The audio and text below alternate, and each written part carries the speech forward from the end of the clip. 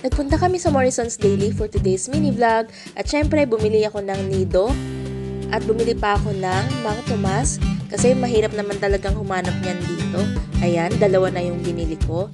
Tapos ano pa ba? Namili rin ako ng 2 pirasong rellenong bangus para pag tinatamad kaming magluto may pagkain kami. At ayan nga, tinitingnan ko pa dyan kung talaga bang galing sa Pilipinas tong rellenong bangus na to. Hindi ko mahanap kung saan ba yung label. Pero sabi ni Eric, galing daw siya sa Pilipinas eh. So ayan, tinuro nga sa akin ni Eric at ayan, galing nga siya sa Bulacan, Philippines. Hindi ko alam kung nakikita siya sa screen, pero ayan, galing nga siya sa Pilipinas. O diba? From Philippines all the way to UK. At ayan, may nabili rin kaming ampalaya from India. And of course, okra na favorite ni Eric na galing din naman siya sa India. At ito, 1 taon na akong hindi kumakain ng chicken feet. Kaya sobrang happy ko na nakita ko yung chicken feet na yan. And meron din tayong kain na chicharon. Pero syempre iba pa rin yung lasa sa Pilipinas. Meron ding ding-dong. At ayun nga, dahil multitasker tayo, makikita nyo na nakikipagkumustahan din ako kay mami sa time na yan. At bumili rin ako ng Mamacita's Mix. So meron akong barbecue marinade mix. At bumili rin naman ako ng 3 pieces ng Mamacita's Tocino Mix. Mamacita's baka naman, beke naman.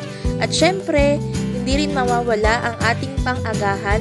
Bumili ako ng 2 pirasong daing na bangus from Fisher Farms. Galing din yan sa Bulacan. At syempre, pagkain namin before duty, bumili ako ng Rebisco Pastillas and Rebisco Chocolate. At bumili rin kami ng 2, actually 3 piraso yan, mga pork longganisa, pero nakababad na yung isa. So, meron pa akong isang binili, galing naman sa isang branch ng Morrison's, pero hindi na siya Asian store. Ayan, namili ako ng Berlinky cheese hotdog kasi sabi nila lasang tender juicy cheese dog daw siya. At syempre, dahil Asian tayo, bumili tayo ng Vicks Vapor Rub. At ano pa ba yung mga ibang binili ko dyan? Namili din ako ng mais na ipangahalo natin sa nilaga natin in the future. Ayan na nga, binubungkal ko pa, may pataas pa ng paa. At of course, namili din ako ng Spam, pang-agahan din at mga instant food kapag pagod na kami parehong magluto. At bumili ako ng pork crunch. Titikman ko lang kung anong lasa kasi alam ko chicharon din siya eh. Actually, binuksan na nga ni Eric yung isa. At iyan, bumili ako ng tong. At syempre, hindi mawawala, bumili din ako ng shampoo ni Milo. Ano pa ba yung mga laman ng bag na yan? Actually, ang dami kong binili. Bumili din ako ng instant mashed potato, roast pork gravy, para sa mga sausage namin at mga ibang pagkain pa namin.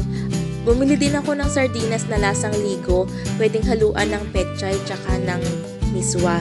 At syempre, bumili din ako ng pork belly para kapag gusto nating magnilaga or adobo. At syempre, grapes. That's all for today's micro mini vlog. Bye!